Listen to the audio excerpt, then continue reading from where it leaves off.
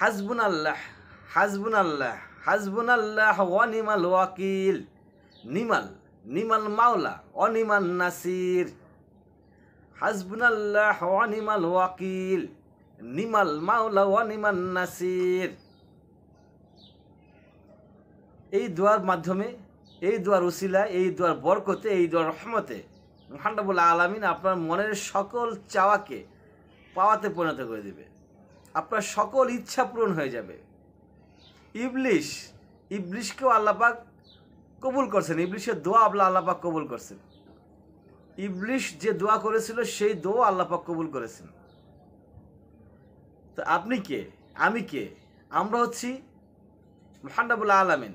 মহান রব্বুল আলামিনের সবচেয়ে প্রিয় পাত্র, সবচেয়ে প্রিয় পয়গম্বর, সবচেয়ে প্রিয় নবী মুহাম্মদ মুস্তাফা সাল্লাল্লাহু আলাইহি সাল্লামের উম্মত। তো আমরা যদি নবী মুহাম্মদ সাল্লাল্লাহু আলাইহি সাল্লামের উম্মত হওয়ার পরও আমাদের দোয়াগুলাকে কবুল করাইতে না পারি, তাহলে এর ব্যর্থতা কে নেবে? এর দায়ভার কে নেবে? আমরা তো চাই, জায়গা মতো চাই না। আমরা চাই কোথায়? মাজারে গিয়ে চাই, লাল শালুওয়ালা লোকের কাছে গিয়ে চাই। মাজারে একটা গরু নিয়ে যাই, একটা ছাগল, একটা হাতি, একটা মহিষ নিয়ে যাই। সেখানে মাজারওয়ালাকে এটা গিফট করি। যিনি মাজারের কবরে শুয়ে আছেন তিনি এই গরু খাবে। এই ছাগল, হাতি, মহিষ আমরা দিয়ে আসছি, টাকা পয়সা দান করি। উনি কবরে বসে বসে উনি এগুলা খাবে। উনি তার বাজার করতে পারে না, ওখানে বসে আছেন, তাই ওনাকে আমাদের এই বাজারগুলো পৌঁছায় দিতে হয়। বড় বড় বক্স থাকে দেখি, সেই বক্সের ভিতরে টাকার পাহাড় হয়ে যায়, স্তূপ হয়ে যায়।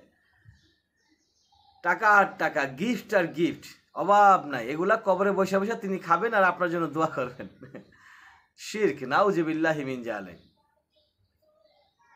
এই পাপ আল্লাহ পাক কখনো ক্ষমা করবেন না। আল্লাহ পাক চাইলে সকল পাপ আপনারা ক্ষমা করতে পারেন, কিন্তু এই শিরক যে আপনি করলেন, এই যে মাজারে গিয়ে আপনি সেজদা দিলেন, এটা শিরক হইল। আল্লাহর কাছে না চাইয়ে আপনি মৃত কোনো এক ব্যক্তিকে চাইলেন। পীর, কোনো পীরের কোনো ক্ষমতা নাই, সে মৃত হোক বা জীবিত হোক, জীবিত হোক বা মৃত হোক। আবার বলছি, জীবিত হোক বা মৃত হোক, কোনো পীর আপনার কোনো উপকার করতে পারে না যদি আল্লাহ পাক না চায়। অতএব আপনি চাইবেন কার কাছে? আল্লাহর কাছে।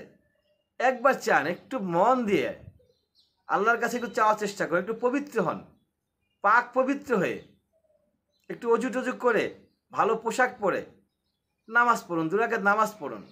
2 রাকাত নামাজ পড়ে কিছুক্ষণ তাসবিহ পড়ুন।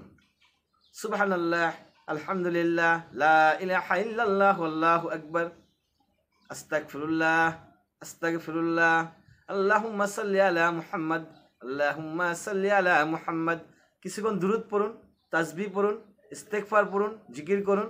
তারপরে পড়ুন হাসবুনাল্লাহ ওয়া নিমাল ওয়াকিল নিমাল মাওলা ওয়া নিমান নাসির। এটা কয়েকবার পড়ুন। কয়েকবার পড়ার পরে আল্লাহর কাছে চান কি লাগবে, কি প্রয়োজন। তবে সেই প্রয়োজনটা অবশ্যই বৈধ হইতে হবে। সুন্দর একটা গার্লফ্রেন্ড চাইলে হবে না, সুন্দর একজন স্ত্রী চাইতে হবে। চাওয়ার ভিতরে তফাৎ আছে। 2 হাত ভর্তি টাকা চাইলে হবে না, যে প্রয়োজনীয় টাকা চাইতে হবে। আমার যে জিনিসটা প্রয়োজন আসে আমি সেটাই চাইবো। অপ্রয়োজনীয়, আমি 2 হাত ভর্তি টাকা আমাকে আল্লাহ দাও, সে টাকা দিয়ে আমি কী করবো? বাসের কন্ট্রাক্টরে 2 হাত ভর্তি টাকা থাকে, কন্টিনিউ টাকা থাকে,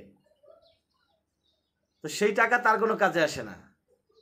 আপনাকে এমন জিনিস চাইতে হবে যেটা আপনার প্রয়োজন, আপনার কাজে আসবে, যেটার মাধ্যমে আপনি জান্নাত হাসিল করতে পারেন। মৃত্যুর পরে আপনার সওয়াল জবাব সহজ হয়ে যায়, পুলসিরাত সহজভাবে পার করা যায়। কিভাবে? বিনা হিসাবে জান্নাতে যাওয়া যায়। এই জিনিসগুলো আল্লাহর কাছে চান, ইনশাআল্লাহ তাআলা আল্লাহ অবশ্যই দিয়ে দিবেন। ওয়া আখির দাওয়ানা আলহামদুলিল্লাহি রাব্বিল আলামিন।